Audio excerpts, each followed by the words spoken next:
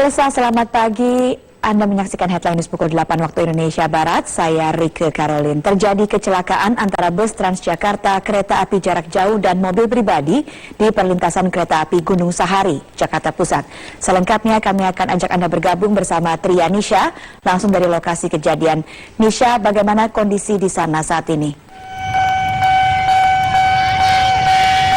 Ya Rika, berdasarkan pantauan kami saat ini di lokasi yaitu di perlintasan rel Gunung Sahari di Jakarta Utara, tepatnya di dekat Mall Mangga 2 Square. Di sini tadi baru saja terjadi pada pukul 4.23 waktu Indonesia Barat terjadi kecelakaan antara kereta jarak jauh Senja Solo, bus Transjakarta jurusan PGC Ancol dengan nomor polisi B7258 TGB dan juga kendaraan pribadi berupa minibus di kawasan ini. Namun tadi pada saat kami berada di lokasi yang tinggal di sini hanya tinggal bus Transjakartanya saja. Namun ini menurut informasi yang kami dapatkan bahwa supir Transjakarta atas nama Adil Setiawan dan juga bus kendaraan minibus atas nama Didi Juhendi sudah tidak ada di lokasi karena diduga mengalami luka berat dan segera dibawa ke rumah sakit Husada.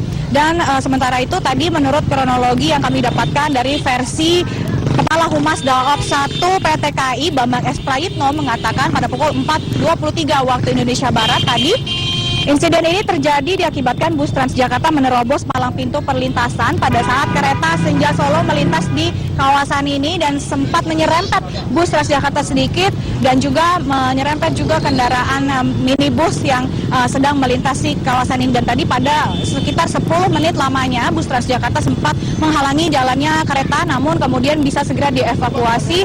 Bus Transjakarta ini bisa segera dipinggirkan dan kereta bisa kembali berjalan dengan lancar. Dan saat itu, sementara itu kondisi di sini arus lalu lintas sedikit tersendat karena banyak sekali warga dan juga penumpang-penumpang kendaraan yang berhenti sejenak untuk mengabadikan bus Transjakarta yang masih semacam terparkir di antara perlintasan kereta api di sini, yaitu rel kereta antara stasiun Kampung Bandan dan juga stasiun Rajawali. Dan tadi juga menurut informasi yang kami dapatkan dari pihak kepolisian dari Polres Metro Jakarta Utara mengatakan bahwa di sini tadi mencari informasi dari para saksi kunci dan dari para saksi maksud kami, dan dari informasi yang didapatkan diduga atau dugaan sementara adalah kecelakaan ini terjadi karena petugas penjaga perlintasan rel kereta api ini terlambat menutup palang pintu sehingga menyebabkan bus Transjakarta menerobos palang pintu dan menyebabkan kecelakaan ini terjadi. Namun Rike,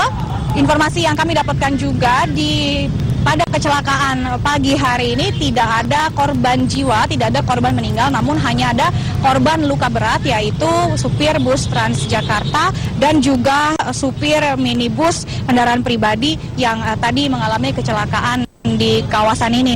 Untuk sementara itu jadwal kereta rel listrik atau KRL yang melewati kawasan ini, KRL jurusan Jabodetabek, tidak mengalami gangguan karena kereta di kawasan ini tadi hanya kereta jarak jauh saja yang mengalami kecelakaan. Untuk KRL Jabodetabek tidak mengalami gangguan karena tadi juga segera cepat diatasi rel perlintasan rel di perlintasan kereta api ini sudah clear atau sudah bersih dari kecelakaan yang terjadi.